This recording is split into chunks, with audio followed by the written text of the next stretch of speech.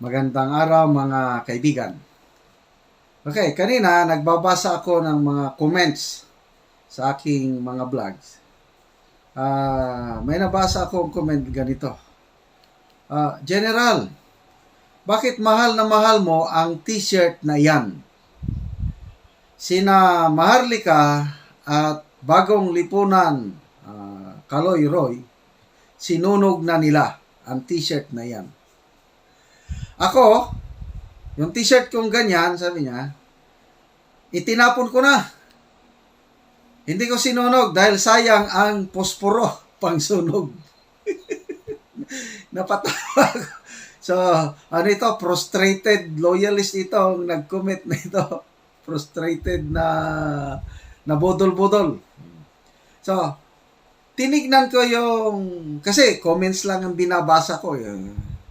Tinignan ko yung video mismo. Ano yung t-shirt ko na binabanggit niya nga sinunog na ni Maharlika Kaloy. Ang t-shirt ko kahapon, ito po, pakita ko. Ayan. BBM Sara. Sa likod niya, ito, mas maganda sa likod, oh. Nandyan yung tigre at saka agila masa. Marcos and Sara solid supporters alliance. Ayan ang ibig sabihin. Masa. So napaisip tuloy ako. Bakit ko nga palaging sinusot ito? May kapartner ito na jacket eh. Yung jacket is color green and red pa rin. BBM Sara. Yung jacket iniwan ko sa Baguio City para pag magbakasyon ako doon, yun ang sinusuot ko, BBM Sara na jacket. Dito naman lalabas ako, mamasyal sa mall, okay, mag-vlog ako, sinusuot ko. Ni minsan hindi sumagi sa isip ko na itapon or sunugin. So tanong, bakit paborito ko, bakit palagi kong sinusot? Una, malambot. Oh, malambot na malamig sa skin. Okay? So, ganahan ako na magsuot nito. Maganda ang color combination. Yan. Ano ba? Yung nagbigay. Close friend ko sa Agusan del Sur ang nagbigay. Isang doktora. Kamag-anak ni Leni Robredo. Kaya lang, ang sinuportahan niya, BBM Sara. Okay? Tapos, ano siya, palaging nasa Davao nung panahon ng kampanya kasi nakadikit siya sa kampo ni then Mayor Inday Sara. Okay. So, dahil ay treasure match itong regalo kasi ito, binigay lang sa amin. Dahil mahal ko yung kaibigan ko na nagbigay, kaya pala kong sinusuot. Okay? Next, sa political, naman, first time kong narinig na, sinunog ni Maharlika at Kaloy Roy yung ganitong t-shirt nila. Okay, kanya-kanya tayong, perspective sa buhay. Saludo ako kay Madam Maharlika, yung kanyang tapang at malasakit sa bayan, binubuwis niya ang kanyang buhay. Delikado yung kanyang ginagawa sa pag-expose ng mga nakikita niyang kamalian ng gobyerno ito. And I agree, merong kamalian ng gobyerno ito. So, sinusuportahan ko yung advocacy ni Madam Maharlika. So, dahil galit siya kay BBM, dahil sa maling ginagawa, sinunog. So, ganon din. Believe din ako sa dedikasyon ni Kaloy Roy sa Bagong Lipunan para expose ang mga kamalian ng gobyerno. So, no problem doon. Kailang, sinusuportahan ko silang dalawa. Nasa likod-likod lang ako na expound sa kanilang mga expose. Kaya lang ako, hindi pa ako nawawalan ng pag-asa sa ating Pangulo. Yun ang kaibahan siguro. Kasi si Maharlika at Bagong Lipunan, naririnig ko na nananawagan na sila na patalsikin. Ako, ang perspective ko ngayon is bigyan pa natin si BBM ng mas mahabang panahon. More than 1 year pa naman lang. Siguro, mga 3 years. Pag walang pagbabago, yun na, iba na, mag-iba na. So, gusto ko mag-succeed ang BBM Sara tandem. Nandiyan naman sila. Kaya, ang ating vice presidente, wala tayong problema. Walang ka-issue-issue. Ang may issue lang, itong ating presidente. Kaya lang, ako naman kasi, tinitignan ko ang buong governance. Nakikita ko, may maraming magandang ginagawa ang ating Pangulo.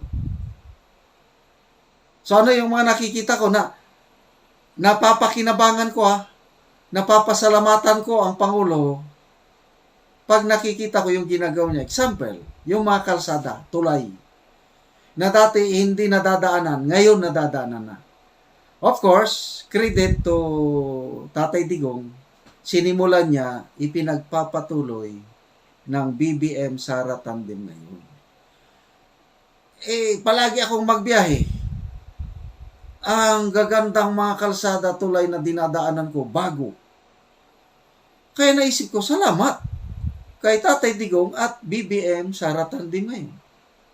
Kaya yun, hindi ko pwedeng itsapuera yung mga ganong magandang ginagawa. Another one, yung peace in order. Noong una, after my retirement, takot na takot akong magpasyal, lalo na sa bundok, may mga NPA pa eh. Ngayon, halos wala na. Okay? So, makatulog ako kahit sa mga bundok-bundok yan, yung Talaan, Digten City, wala akong security. I have peace of mind. Bakit? Yung peace in order natin when it comes to terrorists o insurgents, mga rebelde, wala na. Kasi, again, sinimulan ni Tatay Digong, pinagpapatuloy ng todo-todo ng PBBM administration. And I am so grateful to these things. Ano ba? Yung Armed Forces of the Philippines. Unti-unti na-modernize na. Naiinggit nga ako eh. Sabi ko sa mga active personnel ngayon, magbisita ako, nakakainggit kayo. Sabi ko, ang ganda na ng inyong uniforme, inyong mga baril, inyong mga kagamitan, sakyanan, ganda na. So, going right direction po ang modernization ng Armed Forces of the Philippines. At, bakit nangyari nga? Dahil, again, yung continuity. Sinimulan ni Tatay Digong at vigorously, totohanan, ipinagpapatuloy ng PBBM admin. Plus others, may mga mararami pang magagandang ginagawa at hindi ko yon pwedeng kalimutan at pinapasalamatan ko ang Pangulo. Problema lang at may naihahalong kalukuhan. So ano yung kalukuhan? Alam na natin. Number 1 sa Department of Agriculture. So yun, binabatikos ko ang Pangulo. Bakit hanggang ngayon hindi pa siya umaalis sa kanyang pwesto as DE Secretary? Bakit? Yun na. Yun ang question mark. Dahil perception ng karamihan, may outside factors. May nag-i-influence sa Pangulo na huwag niyang bitawan ang DA dahil may mga gagawin pa. So, sana naman, nagdarasal ako, command po ng Diyos sa Bible, let's pray for our government leaders. Kaya ako, awa at dasal ang aking kwan sa Pangulo, lalo na yung nung nakita ko yung kanyang pagmumukha na namamaga. Lalo akong naawa At ngayon, pinagdarasal ko na sana yung health niya, maayos niyang health, hindi siya matulad sa kanyang tatay, Marcos Sr., at matapos niya ang kanyang termino. So, health prayers ko sa kanya, ano pa, yung enlightenment, guidance, political will, to say no sa mga bad influence sa kanyang palibot. Basically, hindi si PPBM ang problema. Ang problema, yung mga bad influence sa kanyang palibot. Yung mga dilawan, pinklawan nga nakapasok na may kanya-kanyang interest, yun po ang problema. Kaya, again, hindi ko po itatapon ang t-shirt na ito. Pasensya na lang. Mahal na mahal ko ang t-shirt dahil sa kaibigan kong nagbigay. Plus, hindi pa ako nag-give up ng hope. I believe the best is yet to come sa ating gobyerno dahil power ng Diyos. Ang Diyos na po ang magbago sa landas ng gobyernong ito dahil ang gobyernong ito ay inilagay ng Diyos. Happy Sunday sa ating lahat.